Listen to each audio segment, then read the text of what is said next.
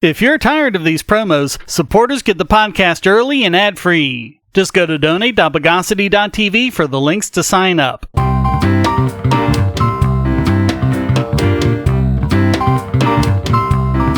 Welcome to the Bogosity podcast for the week of July 26, 2020, the podcast that's in the room where it happened.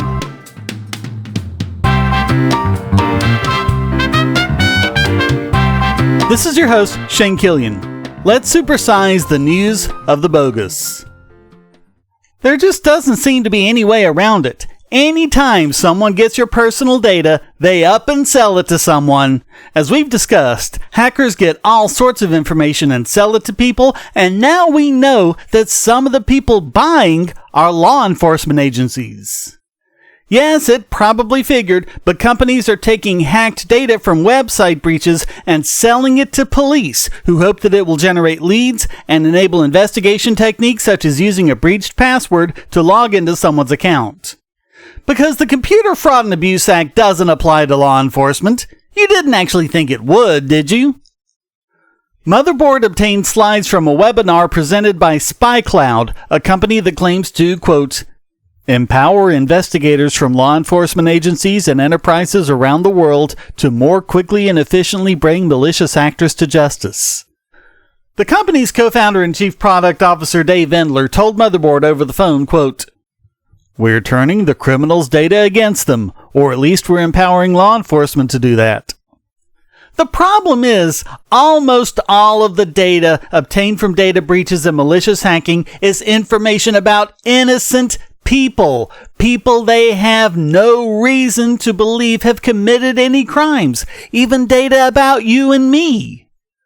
More than that, SpyCloud engages in active hacking, including working with sock puppets to gain information and even cracking passwords. Information about ordinary people that's up on SpyCloud includes emails, IP addresses, passwords, usernames, and phone numbers. Ordinarily, they could only get this information through warrants and subpoenas that are subject to judicial review. This is a complete end run around it. And it's not even clear what they're actually searching for in all this stolen data. Regular listeners will have heard me mention Rihanna Pfefferkorn several times on this podcast. She's the Associate Director of Surveillance and Cybersecurity at the Stanford Center for Internet and Society, and she told Motherboard, it's disturbing that law enforcement can simply buy their way into obtaining vast amounts of account information, even passwords, without having to obtain any legal process. Normally, if the police want to find out, say, what IP address is associated with a particular online account, they do have to serve legal process on the service provider. This is an end run around the usual legal processes. We impose those requirements on law enforcement for good reason. While tracking down criminals sounds like a silver lining about data breaches, it's unsettling that law enforcement agencies are paying taxpayer dollars to capitalize on breaches that, after all, already victimize the people whose data is in those data sets. Law enforcement is supposed to be limited by checks and balances to make sure they're not abusing their authority. But not only does SpyCloud give law enforcement data about people they're not legally entitled to, it can also give them a head start when it comes to cracking encrypted devices. It might be comforting to think that if this information were ever actually to be used in court, the courts would throw it out as a Fourth Amendment violation, and everything resulting from it as fruits of a poisonous tree. But as we've seen before with the Snowden revelations, law enforcement is very good at what's known as parallel construction. That is, using data they weren't supposed to get to find out information and then work backwards to make a seemingly plausible legal origin for the data collection, such as taking out warrants to obtain information they already have. The loss of our personal data from breaches is harmful enough as it is. This puts our data in the hands of people who are authorized to use force and who, as we've seen, get away with hideous violations of the law all the time.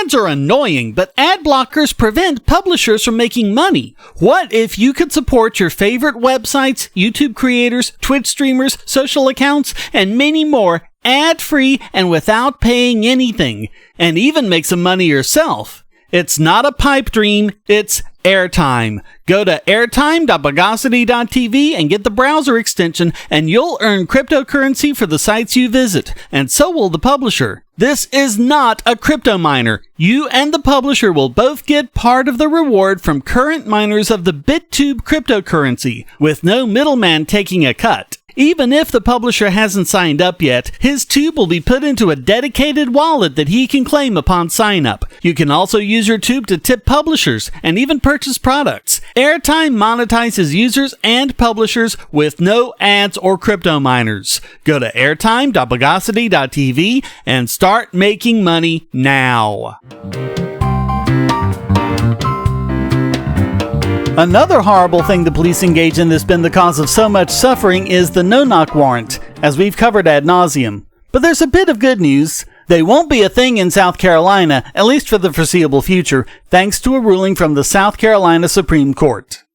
No-knock raids are made, particularly by drug task forces, meaning they shouldn't even be crimes to begin with, in cases where police are afraid evidence could be easily destroyed if they don't enter by surprise. But in reality, all they seem to do is increase the chances officers will provoke a violent reaction, which they can use to justify killing whoever they want. And in a lot of cases, like the famous case of Breonna Taylor, there weren't even any drugs in the house. The actual person they were searching for wasn't even there. Of course, they didn't know that as they shot her 8 times, and we've seen that over and over again. So State Supreme Court Chief Justice Donald Beatty ordered judges and magistrates to stop issuing no-knock warrants to police. According to Beatty, a recent survey of magistrates revealed that most do not understand the gravity of no-knock warrants and do not discern the heightened requirements for issuing a no-knock warrant. It further appears that no-knock search warrants are routinely issued upon request without further inquiry. In recognition of the dangers that the execution of no-knock warrants present to law enforcement and members of the public, it is ordered that a moratorium upon the issue of no-knock warrants by all circuit and summary court judges of this state take effect immediately and remain in effect until instruction is provided to circuit and summary court judges statewide as to the criteria to be used to determine whether a requested no-knock warrant should be issued. This instruction will be provided by the South Carolina Judicial Branch. Now, it's a moratorium, not a ban, but, quote, the provisions of this order are effective immediately and remain in effect unless amended or revoked by subsequent order of the Chief Justice. Too bad, so sad. They might have to actually start doing real police work. But, in fact, this order was fairly well received by some, such as Richland County Sheriff Leon Lott, who said, law enforcement can still be effective and get the job done safely without a no-knock warrant. It's not a deal-breaker for us. Columbia Attorney Pete Strom, former U.S. Attorney for South Carolina, said, it's a smart move. We are obviously in a new day. What the court has done is ensure that we don't have a bad situation arise in South Carolina. The whole country is very volatile right now. I'll just let another former U.S. Attorney, Bill Nettles, close off this segment. Quote, it's not uncommon for police to get the wrong person, or the wrong house. That's what happened in Kentucky. As a result of that, someone dies. If every now and then, a little piece of evidence is destroyed, but an innocent person doesn't get killed, that's just a trade-off society should be willing to have.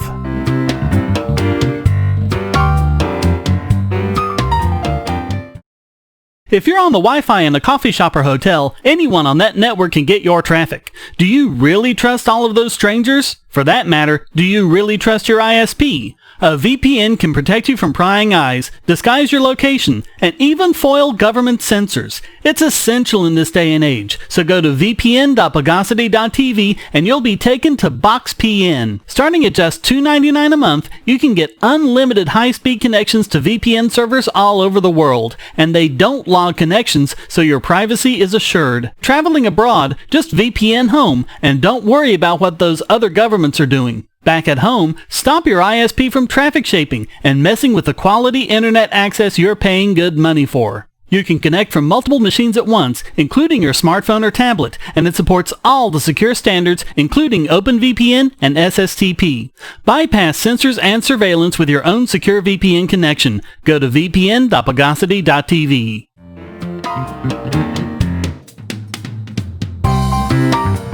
And another reason why police are so horrible in this country, as we've discussed, is qualified immunity. Basically, police can do whatever they want, even things that will be considered murder if done by a civilian, and not even face civil trial for it. Opposition to this is not controversial. In fact, a new poll from Pew Research shows that 66% of respondents, a full 2/3, are in favor of ending qualified immunity.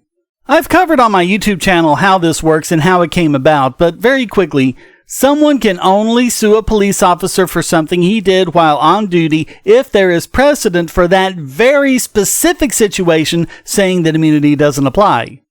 One case I covered was that of police sicking a police dog on a kneeling suspect who had already surrendered. The court said that immunity applied because the victim didn't have a precedent showing that immunity should be removed.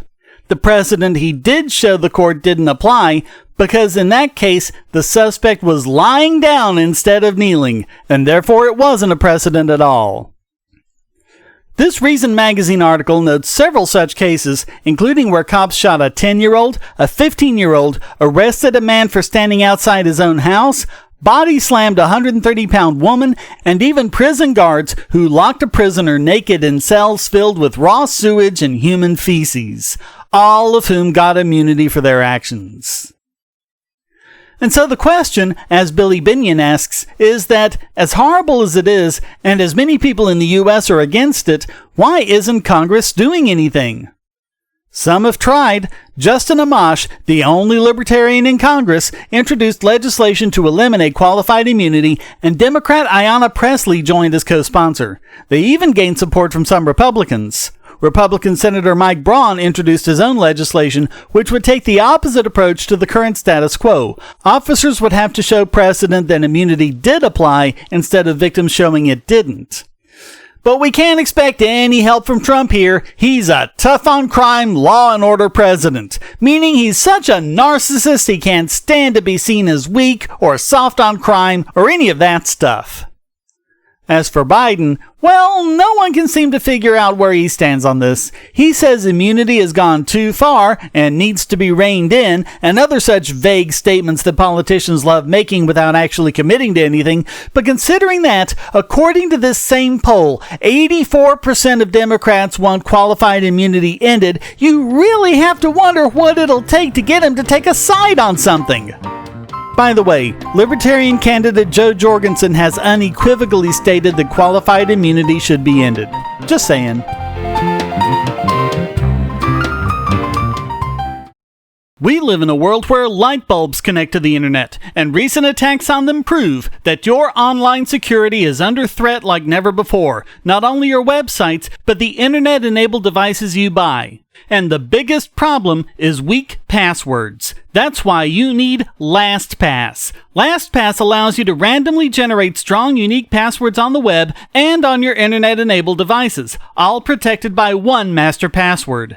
LastPass sets up in minutes and gives you secure automatic logins throughout the web, synchronizing across all your browsers, all your computers, and even your mobile devices, at home, at work, or on the road. It even securely stores sensitive form data, including credit card numbers, backup sensitive documents, software licenses, Wi-Fi logins, and more. And with LastPass Premium, you can get these benefits on other applications, manage passwords for your entire family, and also get priority customer support. Sign up at password.bogosity.tv for a free month of LastPass Premium. Log in securely everywhere using the last password you'll ever have to remember. Go to password.bogosity.tv and get LastPass now. And now it's time to transistorize this week's biggest Bogon emitter. Brace yourselves for this one. It's the St. Louis Circuit Attorney for what they did after charging Mark and Patricia McCloskey. We haven't covered this, but unless you've been spending all your time in your COVID bunker playing two-deck Klondike instead of watching the news, you've heard about them. They're the couple who defended their property against protesters who were threatening their home in St. Louis, Missouri. The McCloskeys, who are both trial lawyers, called police and came out of their house in defense of a Black Lives Matter mob who had broken through a gate on a private street that was clearly labeled no trespassing. In McCloskey's words, quote, A mob of at least 100 smashed through the historic wrought iron gates of Portland Place, destroying them, rushed toward my home where my family was having dinner outside, and put us in fear for our lives. This is all private property. There are no public sidewalks or public streets. I was terrified that we'd be murdered within seconds. Our house would be burned down. Our pets would be killed. We were all alone facing an angry mob. You can actually hear threats on the video. That is, if you listen to more of it than the tiny cherry-picked clips shown by the news media to make them appear to be peaceful protesters, when in reality this is as clear a case of home defense as you could ever want. But that's not what Circuit Attorney Kim Gardner said, quote, I am alarmed at the events that occurred over the weekend where peaceful protesters were met by guns and a violent assault. We must protect the right to peacefully protest, and any attempt to chill it through intimidation or threat of deadly force will not be tolerated. My office is currently working with the public and police to investigate these events. Make no mistake, we will not tolerate the use of force against those exercising their First Amendment rights, and I will use the full power of Missouri law to hold people accountable. They were charged with unlawful use of a weapon. Now, here's where things get hairy. Missouri is a castle doctrine state, which basically means that when you're in your own home, you get to protect yourself from an intruder, even by using deadly force. Missouri's castle doctrine is one of the strongest in the country. It allows defense against the use or imminent use of unlawful force. In other words, if you have good reason to think that they're about to use force against you, like, say, they're yelling out threats, as was the case here, the castle doctrine applies. Back when Missouri's self-defense rights were being expanded to the level they are today, one of the most vocal opponents of them was Kim Gardner herself. Imagine that. And now we come to the reason we've brought it up. In order for these charges to stick, the gun has to be readily capable of lethal use. The McCloskeys had surrendered their guns, Mark's rifle and Patricia's handgun. Patricia had told them that she had used her gun only as a deterrent and it was incapable of firing. But according to the police department, the gun was, quote, readily capable of lethal use. Turns out, the reason why is that Gardner ordered crime lab experts to disassemble and reassemble the gun. Blatant evidence tampering. She had used the gun previously in a court case against the manufacturer and, so that she could bring it into the courthouse, had rendered it unable to fire by swapping the firing pin and the firing spring. She hadn't bothered to fix it by the time all this happened. According to court documents received by local NBC affiliate KSDK, which goes by the moniker 5 on Your Side, quote, the firearm could not be test fired as submitted. The firearm was field stripped and found to have been assembled incorrectly. The firing pin spring was placed in front of the firing pin, which was backwards, and will not fire in this condition. The firearm was reassembled properly, test fired, and functioned as designed. According to Joel Schwartz, attorney for the McCloskeys, quote, it's disheartening to learn that a law enforcement agency altered evidence in order to prosecute an innocent member of the community. Gardner's spokeswoman only said, we can't comment on a pending case.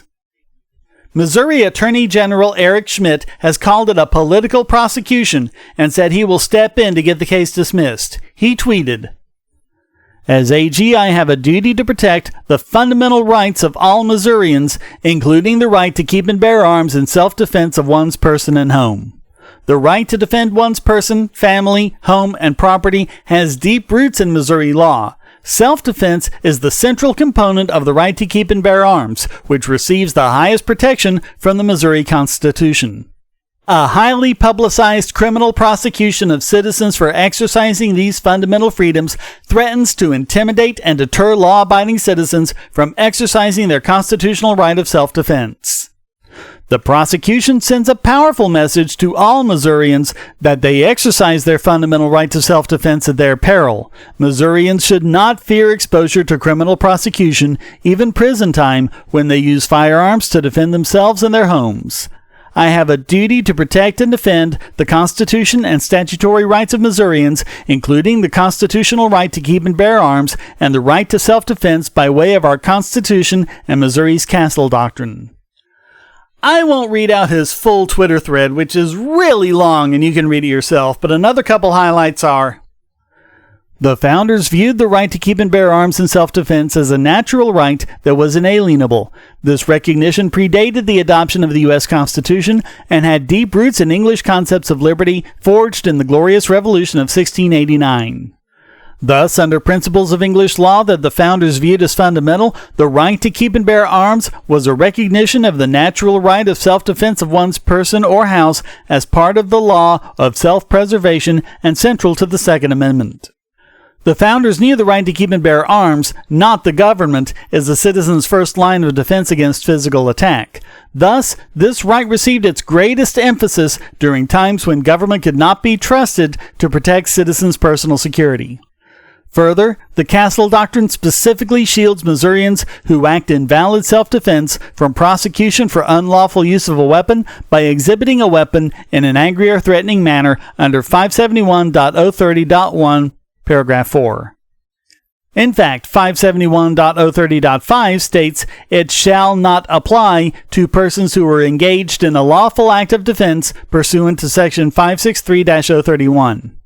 Thus, this is not a case where the defendants must raise a self-defense as an affirmative defense or assert the exercise of a constitutional right as a defense to justify conduct that otherwise would constitute a crime. Exhibiting a weapon in an act of valid self-defense is not a crime at all."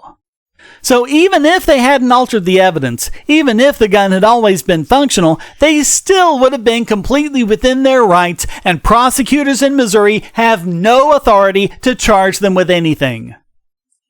Her office deliberately tampered with evidence, and even after that, still made it where they wouldn't have been in violation of the law. All because this is a law that Gardner herself personally doesn't like. Along with, apparently, the whole of the Bill of Rights. So all of that makes Kim Gardner this week's biggest Bogon emitter.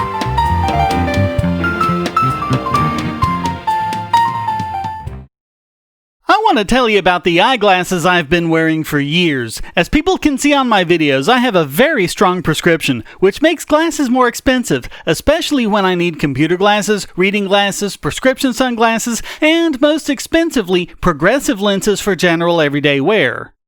To save money while still getting quality glasses, I get them from Firmoo. In fact, I just got a pair of progressives with high-index aspherical lenses and a nice pair of frames my wife loves for just over $100. It would have been $500 to get them through my eye doctor.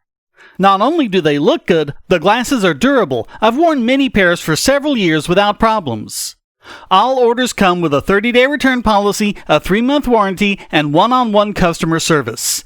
Go to Firmoo, that's FIRMOO.Bogosity.tv anytime you need quality glasses at a low price. Once again, that's Firmoo.Bogosity.tv.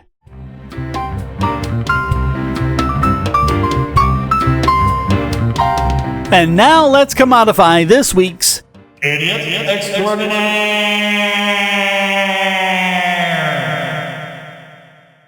And this week it goes to the U.S. Department of Justice for protecting secrets that shouldn't be secrets to begin with. We asked this question before. Why does the U.S. seem so bent on keeping information on COVID-19 vaccines from China and the rest of the world? They've been obsessing over the idea that Chinese hackers are stealing American research regarding the coronavirus outbreak. I mean, why? Now, they've actually charged 2 Chinese hackers for stealing COVID-19 research, citing, of all things, trade secret laws. Look, regardless of what you think about IP in general, what possible defense could there be for keeping secret vital information about a global pandemic? Isn't this supposed to be the time when we're sharing as much data as possible so we can quickly figure out the best course of action? I mean, it's not as if we don't know that treatments get developed faster when information is open. So what is this really about? The profit of cronies? Nationalistic bluster? Is it some sort of retaliation for all the blatant misinformation coming out of China? If so, then what is the U.S. doing other than throwing the same kind of childish tantrum? Locking up information about the virus and any potential vaccine makes no sense. Bragging about it makes even less sense, but that's actually what the Justice Department did. They issued an 11-count indictment against the 2 hackers and said, China has now taken its place alongside Russia, Iran, and North Korea in that shameful club of nations that provide a safe haven for cyber criminals in exchange for those criminals being on call to work for the benefit of the state. Oh yeah, 'cause the US doesn't do that at all. What was our first story in this podcast about again? And to feed the Chinese Communist Party's insatiable hunger for American and other non-Chinese companies' hard-earned intellectual property, including COVID-19 research. By the way, they know that they can't do a blasted thing about these hackers since they're way over in China and aren't subject to U.S. law, but hey, it's an election year and we've got grandstanding to do. The UK's National Cybersecurity Centre did the same thing with Russian hackers going by the name APT-29, saying, quote, APT-29's campaign of malicious activity is ongoing, predominantly against government, diplomatic, think tank, healthcare, and energy targets to steal valuable intellectual property. Meanwhile, Congressman Kevin McCarthy is introducing a bill to sanction foreign hackers trying to get COVID-19 research. He even calls it the Defend COVID Research from Hackers Act. Again, foreign hackers aren't subject to U.S. jurisdiction, although the imperialists in our government continually make it clear they believe that to be the case.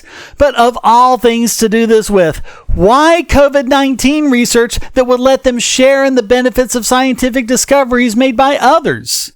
Why are scientific discoveries even secret in the first place? What kind of IP maximalist do you have to be to agree with this? So all of that makes the DOJ this week's Idiot Extraordinaire.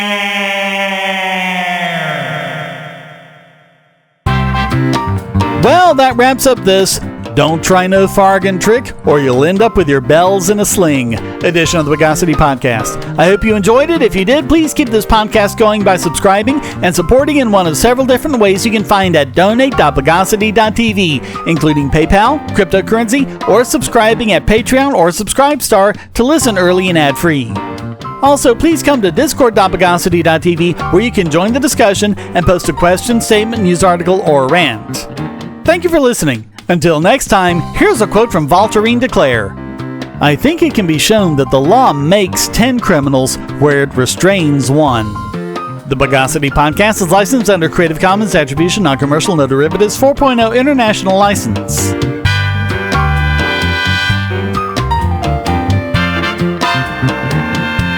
Bogosity.